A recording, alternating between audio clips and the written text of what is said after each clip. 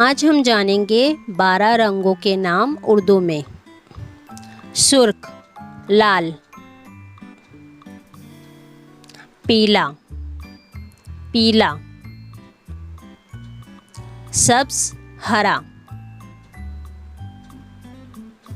नीला नीला, गुलाबी गुलाबी, नारंगी नारंगी, जामनी जामनी, भूरा भूरा, सियाह काला, सफ़ेद सफ़ेद,